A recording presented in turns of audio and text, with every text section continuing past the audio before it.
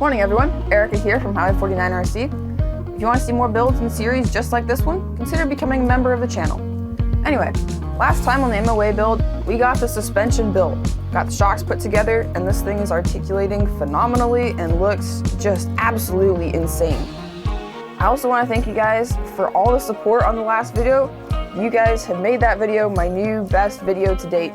You guys absolutely crushed it, so a huge thank you to you guys. Like, it got over 500 views in 3 days, which is absolutely mind-blowing to me. So thank you so much. I really appreciate every single one of you. But today what we are doing is electronics. It is electronics day and I am so excited. We're gonna get our ESCs installed on this thing, which coincidentally will fit perfectly right in these little pockets on the center skid plate. I'll show you up close a little later. Get our motors installed, servo installed, and get our radio mixes all set up, which I'm really excited to do.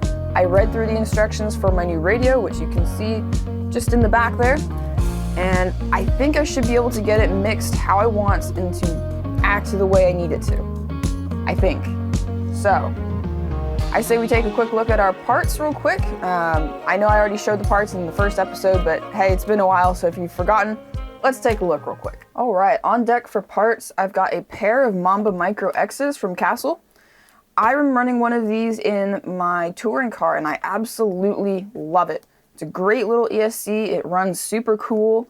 It only goes up to 3S, but I'm not planning on running any more than 3S in this rig anyways, so these are a perfect option. And on top of that, they are incredibly small footprint. Oh, okay, just ripped the box, but that's fine. They're incredibly small.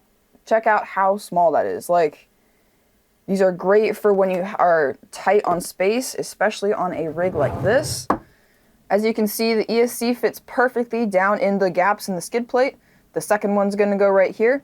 But honestly, with its small size, like, this is the absolute perfect ESC for this rig.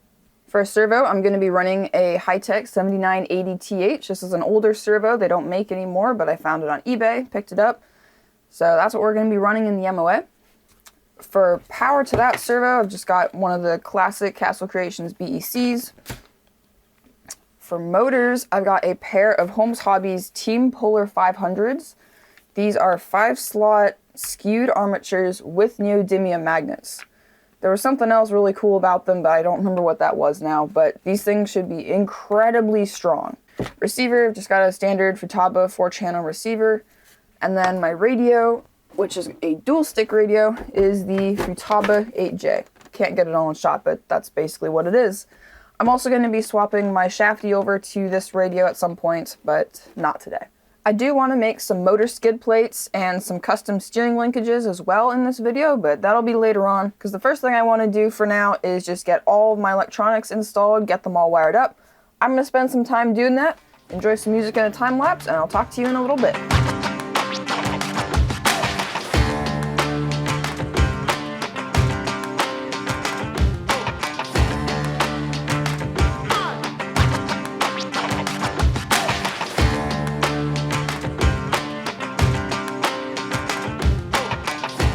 I got my motors and servo installed. I had to file out the gap in the carbon fiber servo mount because the Hi-Tech servo was a little too wide for it.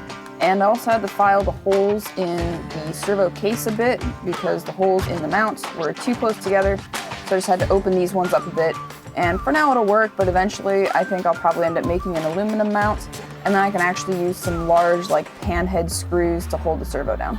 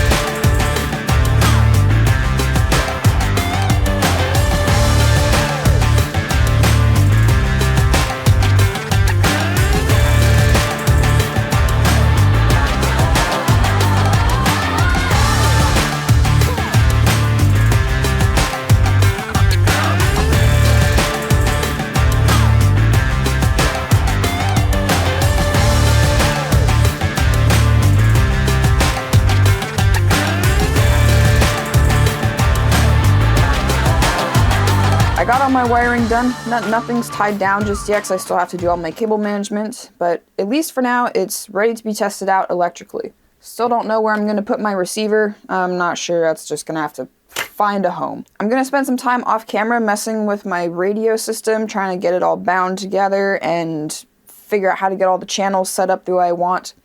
But on that topic, I want to talk about that real quick. Here's the radio. The way that I want my channel set up is I want this stick up and down to be my front throttle, this stick up and down to be my rear throttle, and side to side here be steering. Now, I also want to set up a mix so that this stick will control both the front and rear if I want it to, because I don't want to have to be using both sticks to control front and rear all the time. But I do want to figure out if I can get this stick to be spring-loaded like the one on this side, because I want it to maintain basically neutral position, so then I can go forward, and when I let go, it'll just return back to neutral, and I can go back, it'll return to neutral, just like this side. So I need to pull the back of this off and see if I can't do anything about that. Here's the inside of the radio. And after looking at it for a little bit, I think I should be able to make that work, what I was describing. Let me get you in closer and I'll explain. So as I move the stick side to side, you guys see that long arm that's pivoting right here? And then the spring on the other side is applying tension to it. So I think because I don't need this movement on this stick to be centered at all, because I'm literally not going to use it for anything, I think I can remove that arm and spring and put it right in that slot there. It looks the same as the other side. I compared both the arms, the one for this direction and this direction, and they look the same. So I think I should be able to swap it in there and get both sticks to center in the middle. This here is the swing arm, the spring, and the spring adjuster from inside the radio. It did occur to me that I will have to figure out a way to lock out that other axis that I'm taking this off of, but that's a problem for later, and I don't think it will be too hard to solve. And there you have it. Successfully swapped over. Now I just have to figure out what to do about this guy, because that is just swinging freely right now. This is what it looks like on the other side. So this just flops around, which I need to do something about.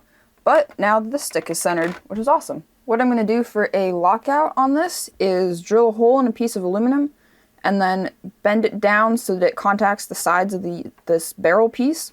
So then in theory it should hold it in the center. It's probably not going to be super centered, but you know, close enough. I just don't want it flopping all over the place, basically. I'm going to go do that real quick, and I'll show you when I'm done. And there you go. Kind of goofy, but works fantastically, I'd say. Alright guys, it took me a couple hours, but I finally got a handle on getting my radio bound to the receiver, getting all the trims and stuff figured out, getting the ESCs to calibrate. I took way too long trying to get them to do that. It was really weird. But check it out. We've got forward and reverse.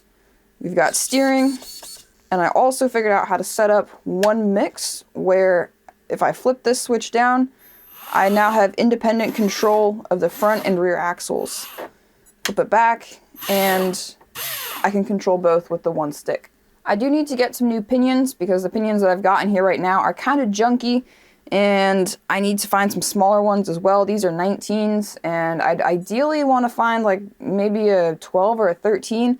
Something quite a bit smaller, especially considering the fact that I'm going to have pretty big wheels on it, and this thing doesn't need to have a ton of wheel speed. From here, I need to move on to cable management, get everything tied down and organized, make it look all pretty and clean.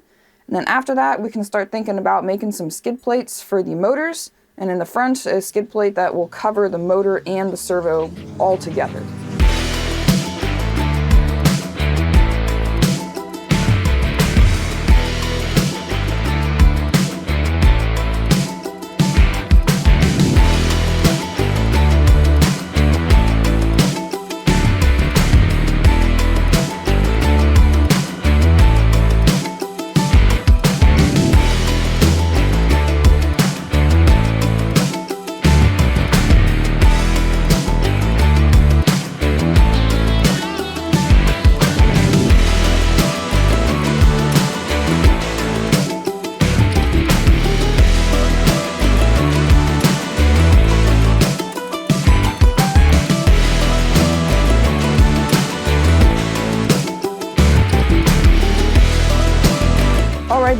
cable management is done. I had done it one way originally and didn't like how inaccessible all my connectors were because they were all buried down in here, and it's actually pretty hard to get my fingers in there, especially past the ESC wires and such.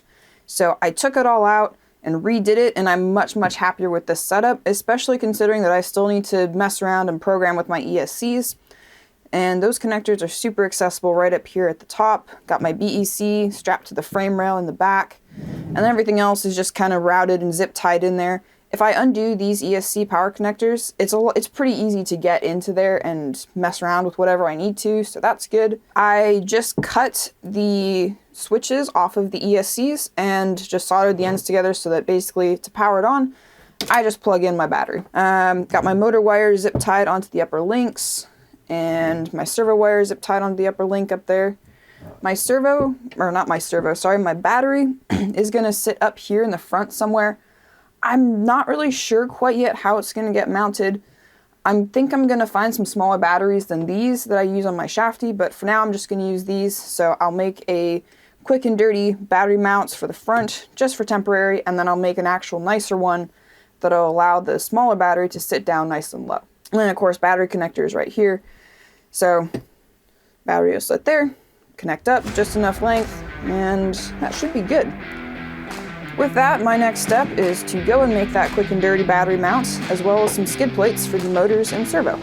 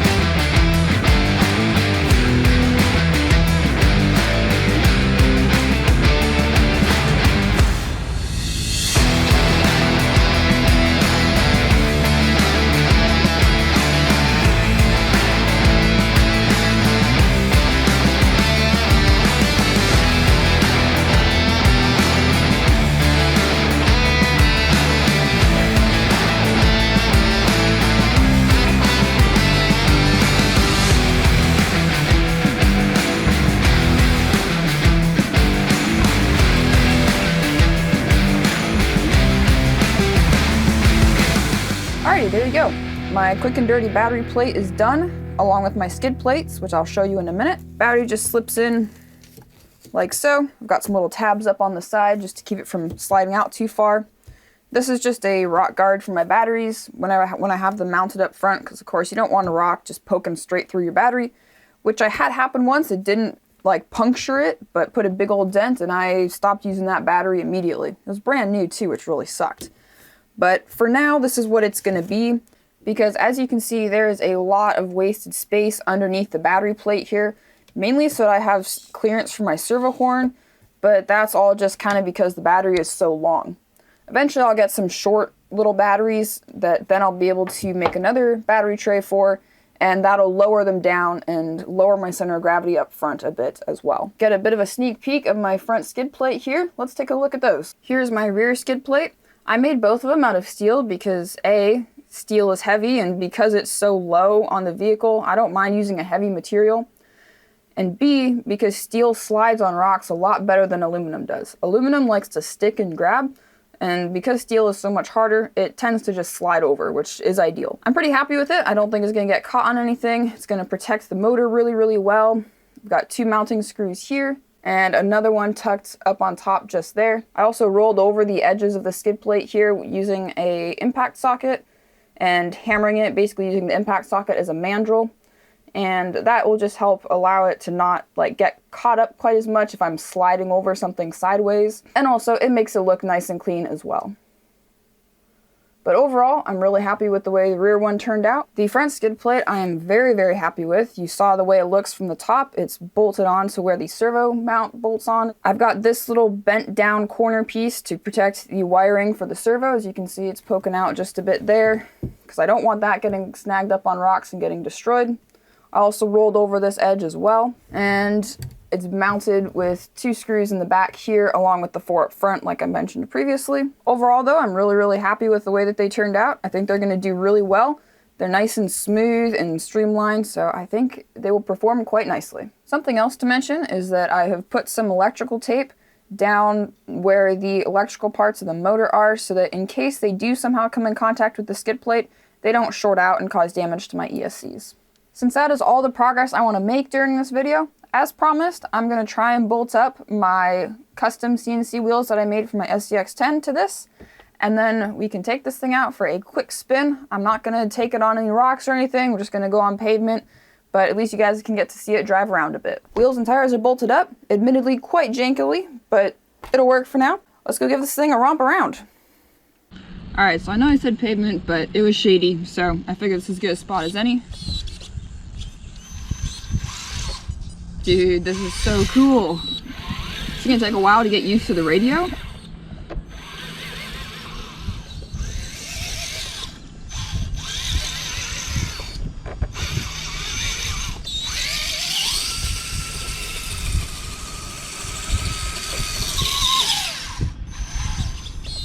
Dude, this is gonna be sick. All right, let's try out the mix.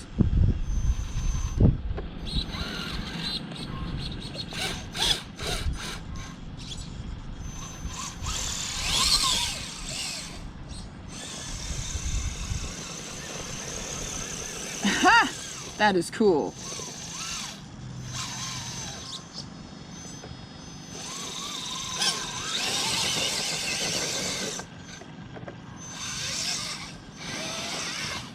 Oh boy, this is hard to get used to, holy crap.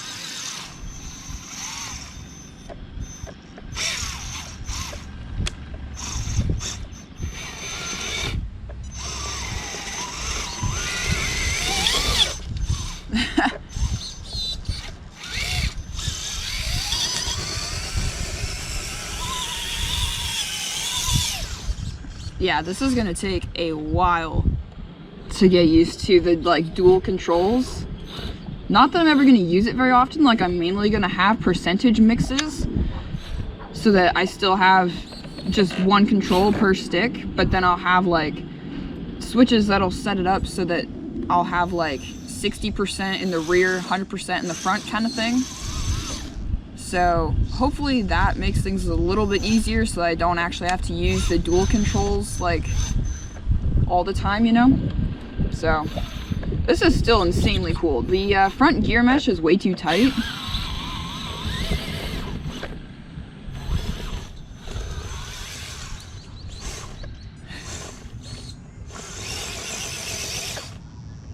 That dig is really cool though, I gotta say. Like, look at that. Like, what the heck? That is so incredibly cool.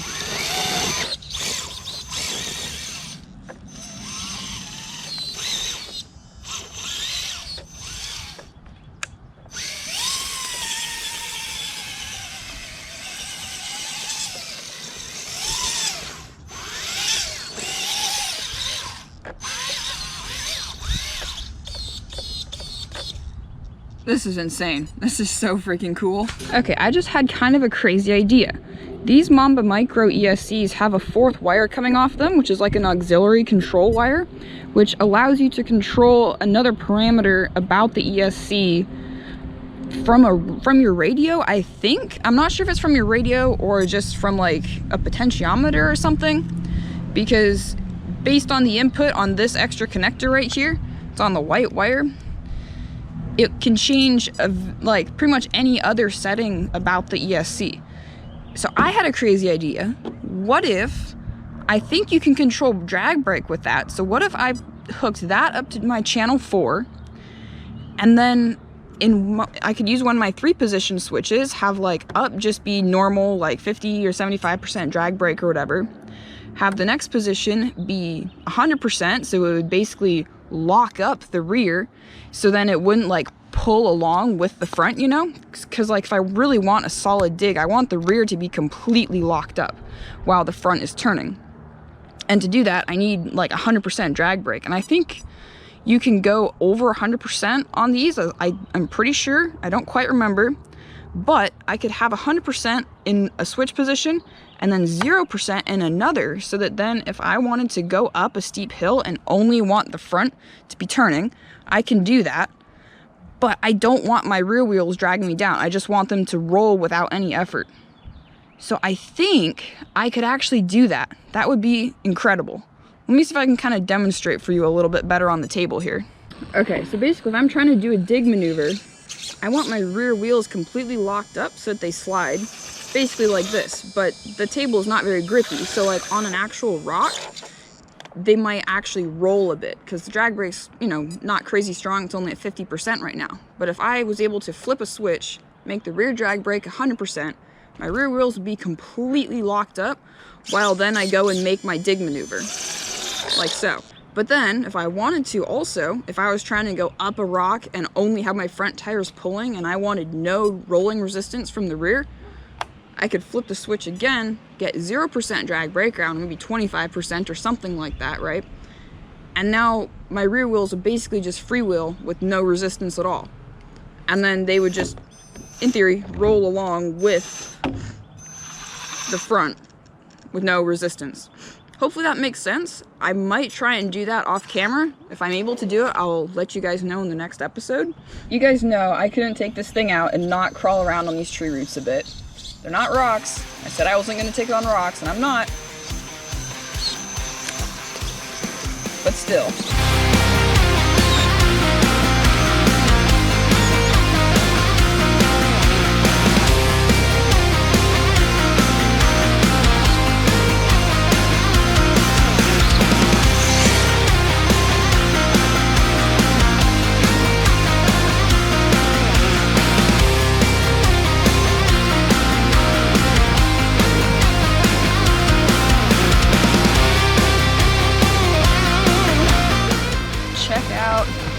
That flex.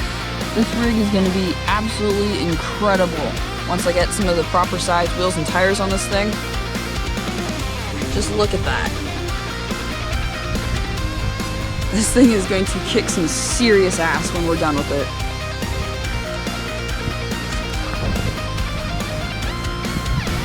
I think that's a pretty good place to call this test, considering my gear meshes are not happy in the slightest. I can hear them, and I'm gonna quit running it there because I don't want to damage anything, especially considering how expensive these axles were. So I'm gonna head back to the house and outro this video. Actually, I'm gonna end this video here. I think this is a good spot to do it.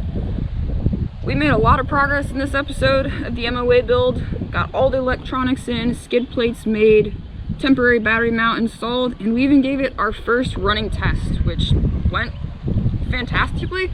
I'm gonna give it a look over when I get home, make sure there's nothing loose or anything going on. I'm not sure yet what we're gonna be working on next episode. Most likely something to do with tires. I've decided I'm going to do some cut and shut tires using, I think, the 1/6 scale Proline Hyrax tires and the Ibexs that I have. So I'm gonna have to get another set of Ibexs, a pair, two pairs of the big Hyraxes, and then we're also gonna have to make some custom wheels for it because they're 2.9 size wheels and they're going to be pretty narrow tires overall. So nothing on the market is really gonna fit what I'm gonna try and do with it. I think that's the plan. Don't count me on that. Not sure exactly what next episode is gonna hold in terms of that, but you guys are just gonna have to wait and find out. So with that, that's all I've got to say. Thank you guys so much for watching this episode. Thank you for all the support on this series. It's been absolutely incredible. Thank you to every single one of you. If this is the first video that you have seen by me, make sure you go down, hit that subscribe button, leave a comment down below, and as always, leave a big fat thumbs up. Follow me on Instagram at HighwayForty9_RC, support me on Patreon, join my Discord server, and become a member of the channel to see more builds and series just like this one. With that, you guys, that's all I've got to say. Thank you again so much for watching, guys, and I will see y'all in the next one.